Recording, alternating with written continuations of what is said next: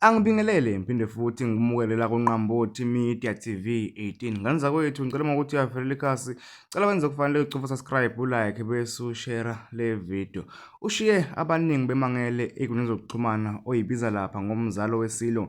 Ngesikhathi ephumela obala eveza iy'ndaba ey'shaqisayo okanye iy'ndaba ey'mangazayo.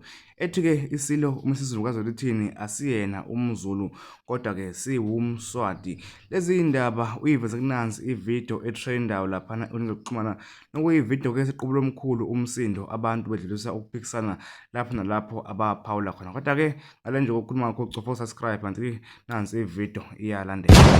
MisiZulu, inkosi yakwaZulu.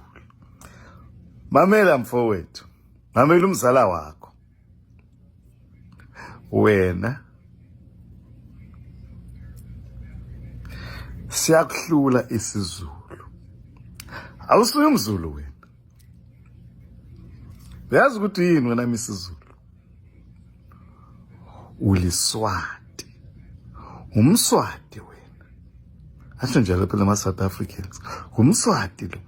UliSwati wena. No, thina iNswazini wanothi bomSwati. Mswati inkosi yakangwane. Mina ngisimswati. NgiliSwati. LiSwati.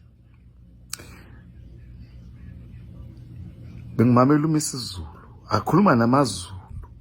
Abantu isive sakhe sakwaZulu. UMisiZulu siyamhlula isiZulu. Ngimamele. Listen very closely to MisiZulu. MisiZulu is speaking Siswati.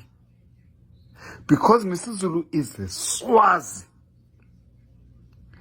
And also, there's a huge influence of America.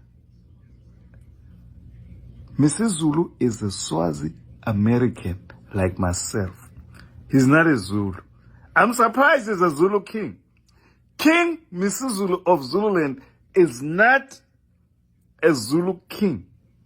He's a Zulu king by title, but by upbringing, he is a Swazi, he's American. I'm sitting here listening to him. I said, this man is not a Zulu. Mina, I'm half Zulu, half Swazi, and I recognize both. Ngiyasazi Zulu. Ngiyasazi neSwati. Ngiyasazi neSmerika. So, MisiZulu, I'm here to tell you, you are more Swazi and American than you are Zulu. King of Zululand, MisiZulu, you are more Swazi and more American than Zulu, and you are a Zulu king. This is your cousin telling you that loves you dearly. So I'm here to tell you that we are speaking isiZulu wena. Awukhuluma isiZulu sangempela. Ukhuluma isifana ngalo. Ukhuluma isifana ngalo. Ukhuluma Swati. Uphinde ukhuluma isiMerika, MisiZulu. You are a Swazi American, but you are a Zulu king. I just have to tell you, my cousin, because you are convinced you are speaking Zulu, talking to the nation of Zululand, but you are speaking Siswati. The influence is deep. If you know Siswati, you know MisiZulu is speaking Siswati and speaking American. Good night. I just had to tell you.